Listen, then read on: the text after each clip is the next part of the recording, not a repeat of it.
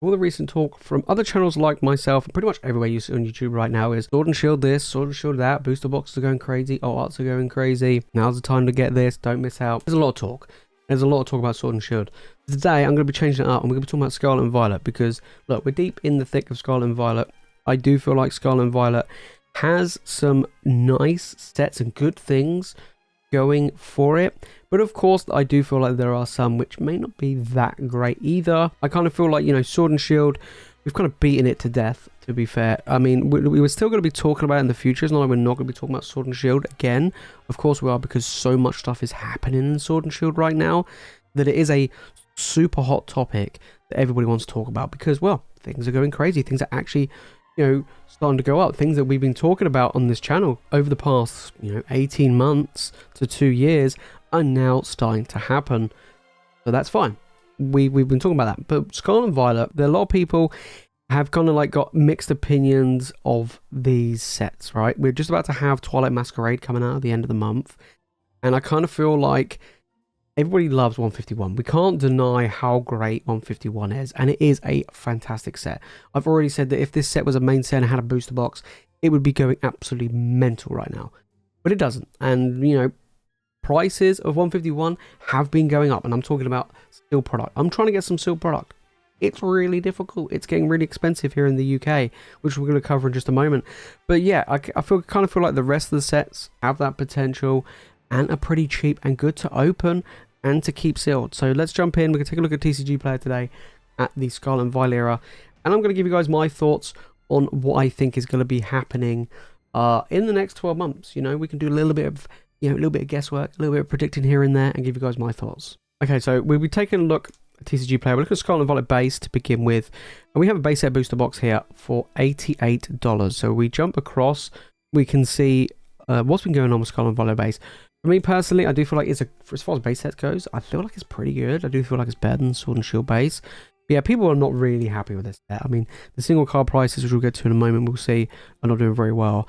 And the booster box, well, it's also not doing very well. It's set out around $88. Over here in the UK, you can pick this up for less than 90, in some places 85, 90. I still think it's a steal. I genuinely do. Even if this box, right, in the next, I don't know, let's say 5 years, right? I know it sounds like a while, but let's say in the next 5 years, it reaches like 200 or even 150. I mean, even 150, you nearly doubled your money, right? That's pretty good going. That's not asking a lot from a set like this. So yeah, it has been dropping, as you can see. It's slowly, very slowly, kind of going up, but at one point, you know, dropped to 73 a box. So yeah, this is definitely a set which, you know, people aren't massively excited for, and it is falling. Let's take a look at the rest. So, you know, we've got single card prices here. We've got Miriam coming at 25. This is the biggest card in the set. Gardevoir at 20. Miraidon at 13. You know, we got the, is it the Ultra Ball? The Nest Ball, sorry, at 16. There isn't that many, you know, expensive, valuable cards in this set. I mean, even the ETBs aren't really moving. Pokemon Center ones are sat, you know, around 60 to 70. But yeah, not much really going on with Scarlet and Violet base. I do feel like it's probably one of the worst ones to buy, but I do still feel like you can't go wrong with buying a booster box for under 90. Not with the increased MSRP going on. So maybe grab one, might be quite good, but you know, it's pretty cheap. Okay, moving on to Paldea Evolved. Look, I know a lot of you guys love Paldea Evolved. I like Paldea Evolved. I do feel like Paldea Evolved is pretty good for a second set in, which is actually quite interesting. So we jump over to the booster boxes. We're looking at 111. This has actually been climbing over the past month, or 3 months as it were, which is actually pretty good, right? This set's now been out a year, which is kind of crazy. That's already been that quick. So we could be coming to a point now, maybe towards the end of this year, where there will be probably nothing more reprinted of this set, but I think it'll probably be towards the end of 2024. So it'll kind of be like that, nearly coming up to that new like 2-year cycle, as it were. But even if a reprint does happen with Paldea Evolved, it's still cheap. And I feel like if a reprint does happen, then we could see these booster boxes be under 100. Which is fantastic. It means this is just so good to pick up, right? Just because it's so cheap. And of course, the single card prices will fall as well. But yeah, overall, this set is on the climb. It is doing pretty well. And I think a lot of people are starting to appreciate Paldea Evolved. Some beautiful artwork in the set as well. And when we take a look at it, of course, the Magikarp's holding strong. A little over $100. We've got the Iono as well, again, holding strong at over 70. And then we go further down the list and we got some, you know, somewhat good valuable cards. I mean, $25, 25, you know, 24, 23. My boy T-Tar coming at 23 as well. So we've got some good illustration rares, gold cards that are holding good value. And, you know, you go further down the line and they're doing okay. Compared to Scarlet and Violet base, this set smashes it out of the park. So I do feel like Paldea Revol could be something that we could be looking towards in the future for being, you know, a potential top set runner. But, you know, we're not even halfway through the Scarlet and Violet era yet, but this is a good, strong performer already. Okay, next up we've got Obsidian Flames. This one, it's an interesting one, right? So we've got booster boxes here at $100. Now over here in the UK, these are actually creeping up in price. I've seen some selling for like 110, 115, so they are on the uptick somewhat over here. Don't know why, but they are. So Obsidian Flames hasn't even been out a year yet, and, you know, booster boxes are sat around 100. Now this set is quite interesting because it has quite cheap cards. Bearing in mind it's packing a ton of Charizards. We've got the big boy Charizard, the set at $44. Then the next card after that is another Charizard at 20, and then we're looking even further down, you know, a Pidgeot, 11. We've got another Pidgeot here, 10. I mean, $10 for a regular EX is very good. So this is a really highly playable card. That's probably why. Then we got $8 and then 7. So this set doesn't have that much high value. And even then we look at the ETBs. You look around $35 for a regular ETB. Pokemon Center 1, you look at 66. So no real big, you know, insane jumps. Pretty much everything's dropping, especially the big boy Zard as well at 44. You know, it's not even half the price of, you know, half the value of a booster box, and it's the biggest card in the set. So things are not looking good for Obsidian Flames. This might be like a Darkness Ablaze 2.0, which is what I feared it would be.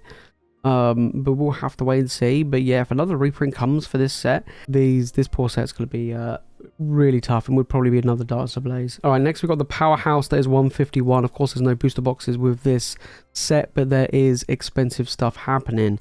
So we have the regular ETB set at $60.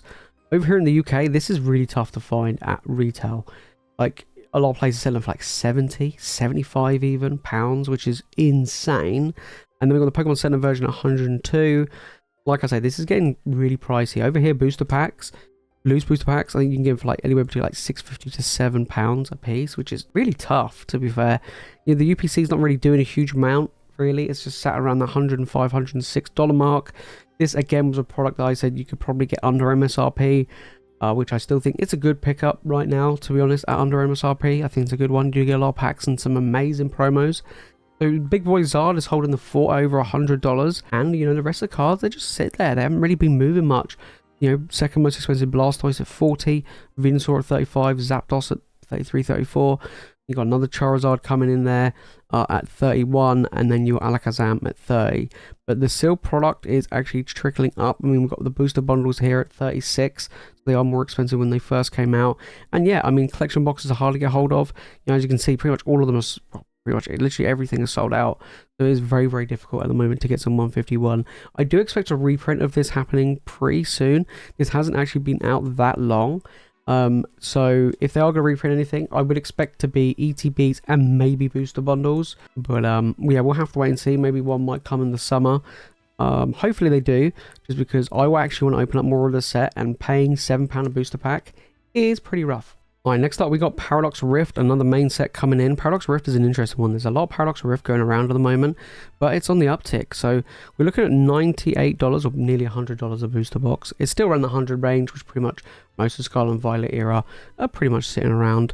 But it has been going up. This was the cheapest set, near enough. I think the second most cheapest behind base set. Like you know, like you can see, this was around that $90 to $92 range. It was relatively cheap. And now it's on the uptick. We'll say, oh my god, it's booming. But it's definitely going back up to pretty much matching all the others as it was the cheapest. Single cards, though, in this set have fallen quite far from grace. We saw the Roaring Moon go from over $100 now down to $55. You know, is taking an absolute beating. You know, we're looking at ETBs, you know, pretty cheap, just over $30 for the ETBs. Even the Pokemon Center ones are not really holding a huge amount. My boy Groudon's doing really well at $35. I think he's on the uptick right now. Full illustration rare, second most expensive card in the set. Love the artwork, looks amazing, looks like Godzilla style, which is cool. Iron Hands is holding strong. I believe these two are quite playable.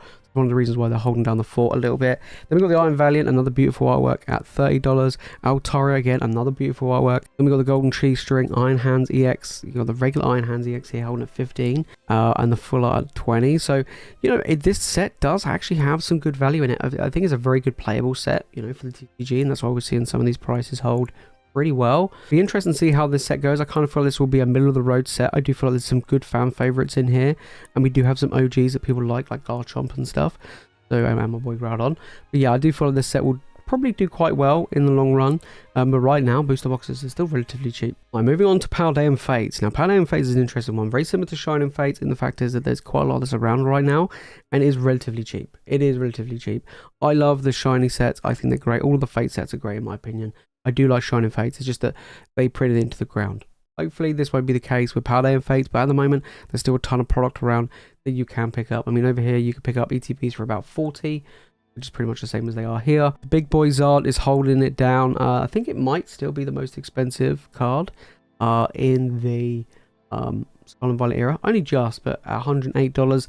This has been falling, but it's still relatively expensive, over $100.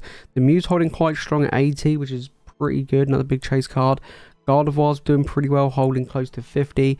Pikachu's been going up. That was 30. Now it's looking at 45. It's getting harder and harder to pull.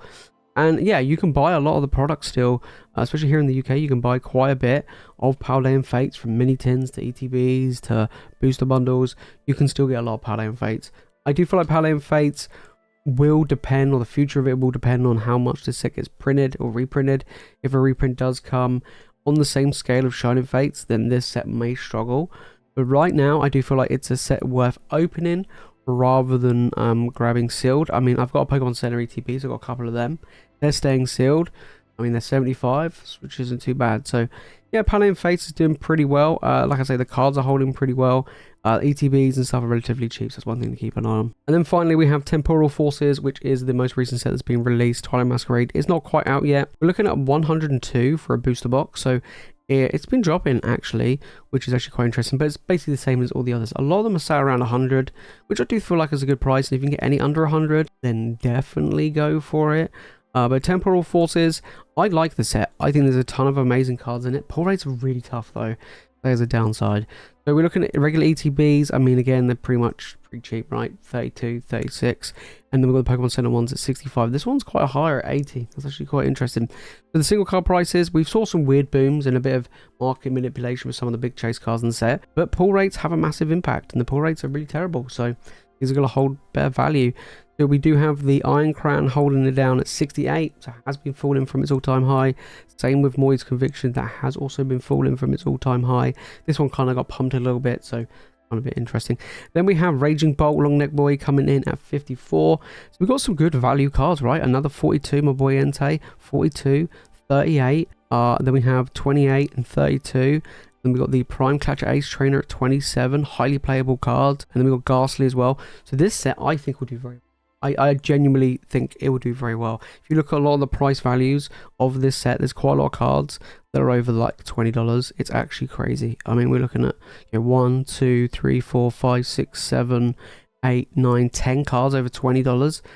That's very good compared to a lot of these other sets we've just looked at. There isn't many sets that's doing very well. Normally, as a rule, when sets come out and they get opened, the first few months, all the prices just fall.